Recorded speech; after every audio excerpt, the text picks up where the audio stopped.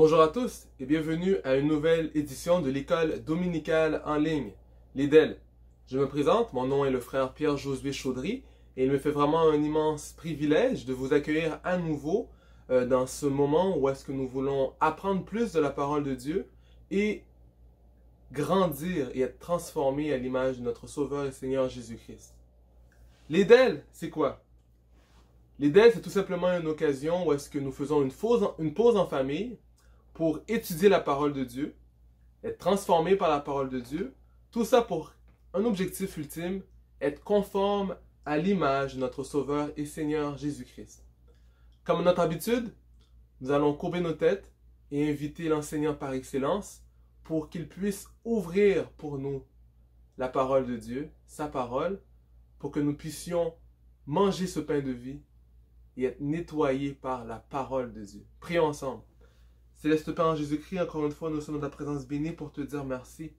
Merci, ô Dieu, de ce que tu règnes. Merci de ce que tu nous fais la révélation, Seigneur Père, de ton royaume. Merci de ce que tu vis en nous, Seigneur Père. Merci de ce que tu habites en nos cœurs. Merci de ce que tu nous as choisis, Seigneur Père, pour faire partie de ton royaume si spécial. Te présentons ce moment d'étude. Sois avec nous, Seigneur Père. Ouvre les yeux de nos cœurs, Père. Ouvre les yeux de nos cœurs. Je te prie de nous révéler, Seigneur Père, et de nous faire comprendre, Seigneur Père, cette parole, pour que nous puissions la mettre en application et refléter la gloire de ton royaume. Que tout esprit de confusion, d'incompréhension soit chassé au loin et que ta lumière puisse luire dans nos vies, que ta lumière puisse régner dans nos vies. Nous faisons cette simple prière dans le nom précieux de ton Fils Jésus-Christ, par celui qui vit et règne au siècle des siècles. Amen. Le royaume glorieux. Nous voici déjà arrivés à la partie 8, où est-ce que nous voulons parler du royaume des cieux en parabole, le levain et le trésor caché. Sans plus tarder, nous allons faire un retour sur ce que nous avons vu au courant des dernières semaines, dernièrement à l'EDEL, retour sur les semaines passées. Nous avons commencé, il y a quelques sessions de cela, par définir le royaume de Dieu. Le royaume de Dieu, c'est un royaume qui est tout à fait différent de tous les autres royaumes qui pourraient exister. Le royaume de Dieu est ce que Jésus-Christ est venu établir. Lorsque la parole faite chair est venue sur terre, elle est venue pour une chose, pour établir son royaume de Dieu. Après ça, nous avons parlé dans le royaume glorieux, qui est un royaume de gloire. Nous avons défini ce qu'était un royaume, nous avons défini différents mots. Donc, la Shekinah qui était la présence de Dieu, qui définissait la gloire de Dieu. Le Kabod qui était le poids, la lourdeur et la valeur de Dieu, qui était la gloire de Dieu. La Doxa qui était la réputation de Dieu. Et nous avons vu que tout ça avait pour un seul objectif, la gloire de Dieu. Tout ce que nous faisons dans le royaume a pour un seul objectif, que sa gloire puisse être éclatée, pour que la gloire de Dieu puisse être définie sur terre. Après ça, nous avons vu la nécessité d'entrer dans le royaume de Dieu. Nous avons vu que c'était une chose de voir le royaume, mais c'était une autre chose d'entrer dans le royaume. Pour entrer dans le royaume, dans Jean 3, le verset 5, on avait vu que c'était nécessaire de faire un changement de paradigme. Il était nécessaire de passer du point de vue de la fourmi au point de vue d'en haut. En vérité, je te le dis, si un homme ne naît d'eau et d'esprit, il ne peut entrer dans le royaume de Dieu. Donc nous devons changer notre perspective au moyen de la parole de Dieu. Après ça, nous avons vu que Jésus lui-même décrit son royaume. Le roi du royaume qui est Jésus, il le décrit au moyen de paraboles. C'est le moyen que Jésus a utilisé pour essayer de nous faire comprendre, nous les croyants, comment était le royaume, son royaume. Jésus décrit le royaume des cieux est semblable à... Donc l'outil qu'il utilise, c'est une parabole. Une parabole, c'est tout simplement un style littéraire. Ce sont un ensemble de courtes histoires qui expliquent un enseignement moral, un enseignement sur la doctrine de Dieu. Donc un enseignement pour expliquer son point de vue. Donc on avait vu 7 paraboles. On va essayer de voir 7 paraboles plutôt au courant de cette série. Nous avons déjà vu 3. On avait vu la parabole du semeur, la parabole de l'ivraie, la parabole du grain de senevé. Et aujourd'hui, je vous propose de rentrer un peu plus en parabole, un peu plus en profondeur sur la parabole du levain, ainsi que la parabole du trésor caché. Un royaume glorieux, partie 8. Le royaume des cieux est semblable à... Pop quiz. Question. Aujourd'hui, je vous propose une question un peu plus philosophique, rhétorique. Qu'est-ce que veut dire pour vous une révélation est progressive? Je vous laisse y réfléchir pendant le courant de la leçon. Qu'est-ce que veut dire pour vous qu'une révélation est progressive? La réponse, comme à notre habitude, avant la fin de la leçon. La parabole du levain. Elle se retrouve dans Matthieu 13. C'est une très courte parabole qui se résume en un seul verset. Je lis pour vous.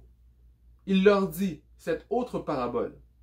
Le royaume des cieux est semblable à du levain qu'une femme a pris et mis dans 3 mesures de farine, jusqu'à ce que la pâte soit toute levée. La parabole du levain. Donc, là, qu'est-ce qui est important pour cette parabole? C'est de définir ce qu'est le levain. On sait tous que dans le pain, on utilise du levain pour faire lever la pâte. Donc, c'est vraiment, moi j'utilisais tout le temps quand on faisait de la pâtisserie à la maison, c'est de la poudre instantanée, c'est une poudre magique. Donc, c'est un peu magique comme effet. Un tout petit peu de levure peut faire lever une très grande quantité de pâte. Et dans l'exemple, on va voir ce que chacun des mots clés signifie. Je veux qu'on voit le mot levain, le mot femme, 3 mesures, farine, pâte. Donc, le levain, comme on l'a vu, la première image, c'est cet ingrédient en pâtisserie qui fait lever la pâte pour qu'elle soit plus grosse, pour qu'elle prenne du volume. Mais dans les Écritures, on définit déjà ce qu'est le levain. En grec, c'est le mot zoumé. C'est une corruption morale et mentale enracinée dans sa tendance à infecter les autres. Donc dans les Écritures, la levure a une très mauvaise réputation. La réputation du levain, c'est quelque chose de très négatif. C'est quelque chose de mauvais, c'est une corruption morale, c'est le péché que, dans l'Ancien Testament, on devait nettoyer de sa maison. Pendant la Pâque, on ne devait pas retrouver un seul morceau, un soupçon de levure, de levain dans sa maison. C'est pour ça qu'il y avait le pain sans levain. Cette fête-là, c'était vraiment une fête qui devait célébrer le moment où est-ce que on devait retirer tout le péché dans la maison. Donc c'était la première signification du mot levain. En plus, plus tard dans le Nouveau Testament, Jésus dit qu'il faut se méfier du levain des pharisiens, des hypocrites, du mauvais enseignement, d'une mauvaise doctrine.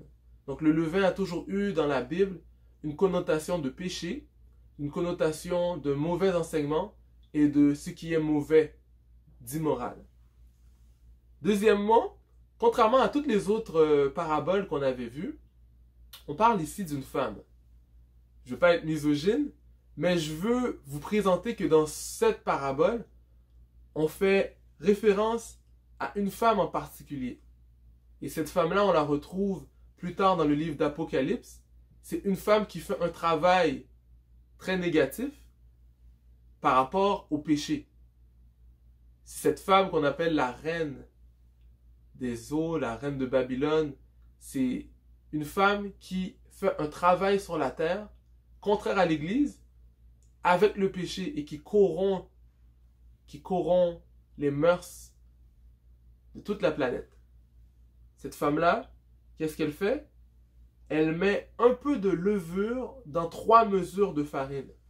3 mesures de farine, en fait, c'est 20 kg de farine. Ceux qui savent, là, quand ils vont au Maxi, c'est 10 kg. Donc, 2 gros sacs de farine, c'est 20 kg. C'est ça, les 3 mesures de farine. Où est-ce que la femme en question met une toute petite quantité de farine. Elle met un tout petit peu de levure dans cette grande quantité de farine. Vous imaginez combien de temps qu'on peut utiliser ces 2 grands sacs de farine? Et puis, elle utilise du levain pour faire monter toute la pâte qui pourrait venir avec 20 kg de farine. Donc, 3 mesures, on a vu que c'est 20 kg. Les 3 mesures de farine, quand j'ai regardé, j'ai fait des recherches sur la signification que pouvaient vouloir dire les 3 mesures de farine.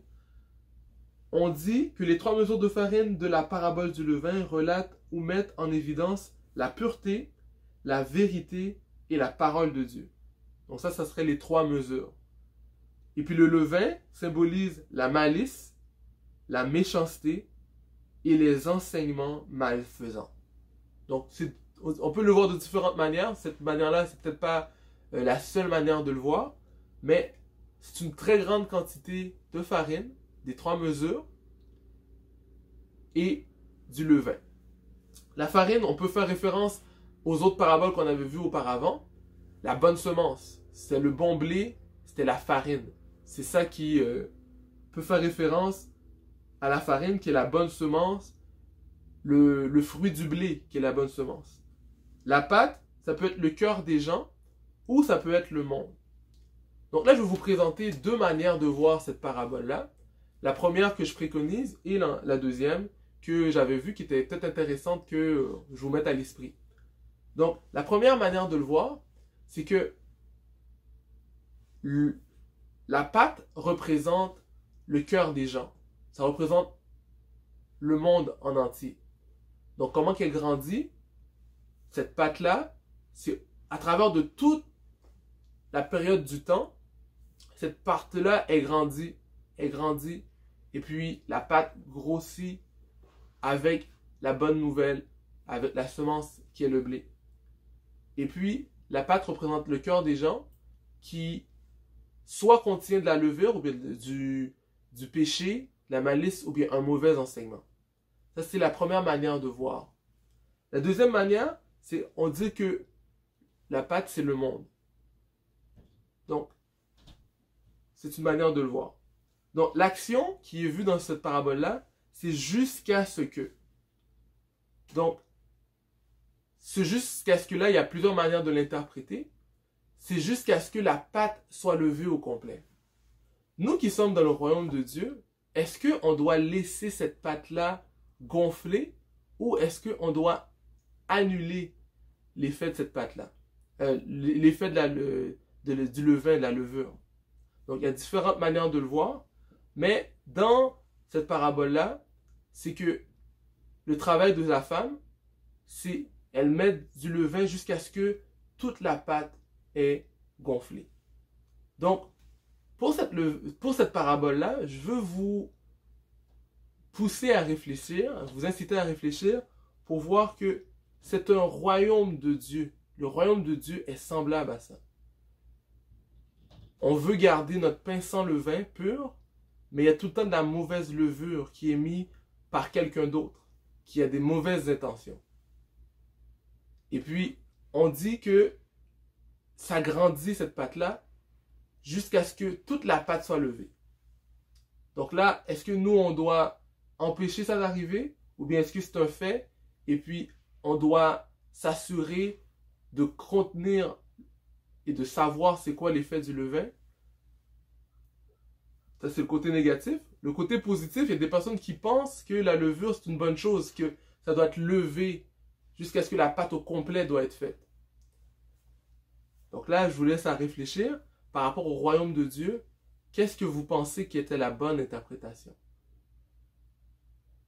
Donc, le royaume de Dieu est semblable à ce levain qui agit à travers la pâte. Est-ce positif? Est-ce négatif? Je vous laisse prier là-dessus pour que le Saint-Esprit vous révèle la bonne interprétation de ce verset. Mais je voulais vous présenter 1 Corinthiens 5, verset 6, qui dit « Ne savez-vous pas qu'un peu de levain peut faire lever toute la pâte?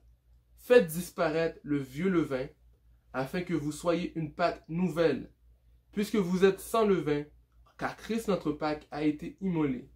Célébrons donc la fête, non avec un levain de malice et de méchanceté, mais avec des pains sans levain, de la pureté et de la vérité. » Donc selon moi, c'est la bonne interprétation de faire cette parabole-là, quand on la lit avec les autres versets de la Bible.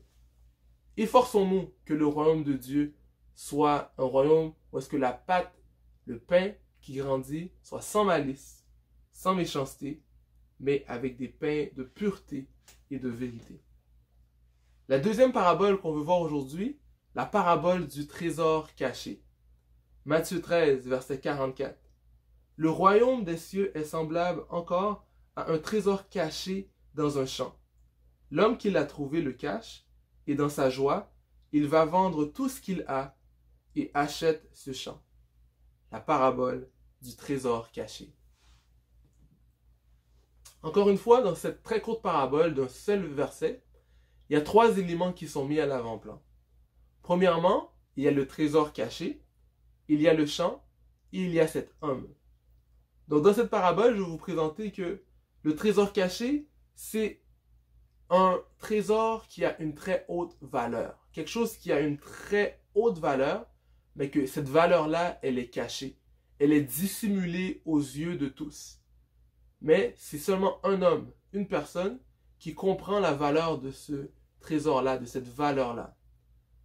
C'est quoi qui constitue cette valeur-là? Ça, c'est ce que représente le royaume de Dieu.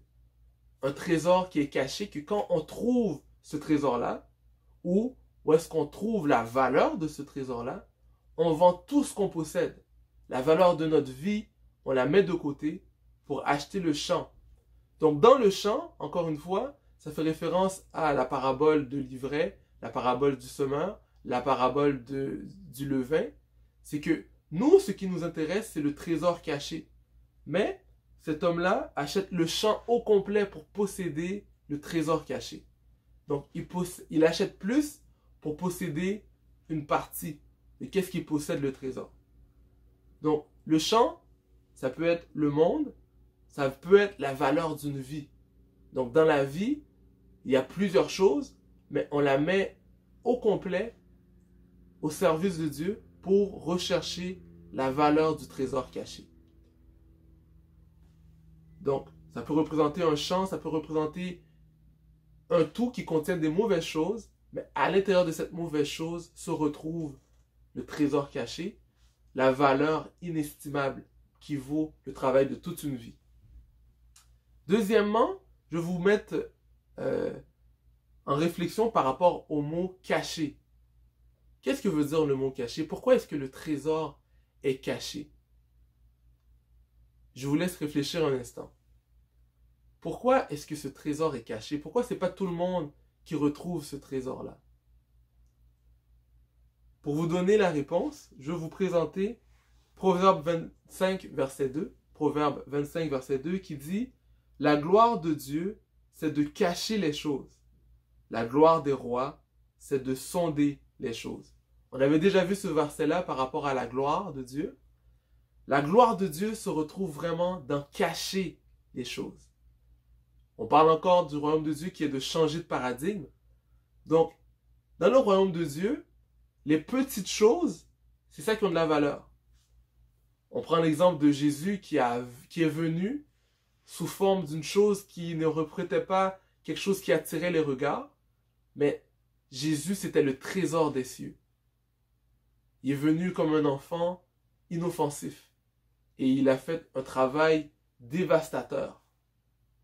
Ça, c'est le royaume de Dieu, c'est comme ça que ça fonctionne.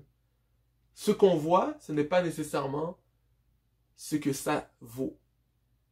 Donc, il faut vraiment changer de paradigme pour voir les choses comme Dieu les voit. Les petites choses ont de la valeur. Le grain de senevé qu'on avait vu la dernière fois, c'est une petite chose qui a un très gros impact dans l'éternel. Et puis nous, pour retrouver la gloire de notre royaume, c'est de sonder les choses à la manière de Dieu et de les expliquer, comme qu'on fait maintenant, selon la perspective de Dieu. Donc, la question, je vais la poser encore à vos esprits aujourd'hui. Le royaume de Dieu est semblable à un trésor caché. Est-ce que vous comprenez ce qu'est un royaume, ce qu'est le royaume de Dieu? Est-ce que vous comprenez la valeur cachée du royaume de Dieu? Est-ce que vous faites comme cet homme? Vous vendez tout ce que vous possédez.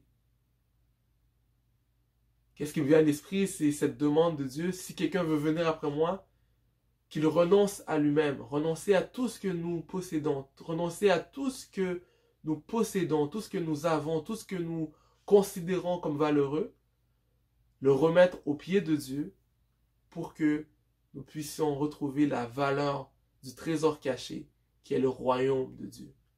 Rechercher premièrement le royaume de Dieu et sa justice pour que toutes les autres choses viennent par-dessus. Le royaume de Dieu est semblable à un trésor caché. Je vous reviens avec ce verset dans Matthieu 13, verset 16 qui dit « Vous, au contraire, vous êtes heureux car vos yeux voient et vos oreilles entendent. » Le trésor n'est pas caché pour nous qui sommes dans le royaume de Dieu, qui sommes les croyants. Parce que le Saint-Esprit nous révèle les choses cachées du royaume. Les païens ne voient pas. C'est une parabole pour eux. C'est un mystère. Mais nous qui sommes des croyants, le Saint-Esprit nous explique ce qu'est le royaume de Dieu et nous pouvons vivre dans ce qui a vraiment la valeur. Nous pouvons vivre le trésor caché qu'est le royaume de Dieu. Pop quiz, réponse. Je vous laisse réfléchir. En quoi est-ce que les révélations de Dieu sont progressives? Je voulais le dire que c'était un peu comme ça que nous faisons l'étude des paraboles. Lorsque nous comprenons premièrement la parabole du semeur, c'est alors qu'on peut vraiment comprendre la parabole de l'ivraie, la parabole du grain de senevé, le grain du levain et le trésor caché. C'est vraiment dans l'ensemble de la Bible qu'on peut vraiment comprendre ce que Dieu veut et les mystères de Dieu. Donc dans cette image, on voit qu'il y a une petite lumière qui s'est allumée. Ça, c'est la première révélation, qui nous amène à la deuxième lumière, qui nous amène à la troisième lumière, la troisième révélation, qui nous amène ensuite à la plus grande révélation, la quatrième lumière. Et c'est ainsi qu'on fonctionne de gloire en gloire. Et c'est comme ça que Dieu fonctionne avec nous. Petit à petit, Dieu révèle sa vérité à ses enfants.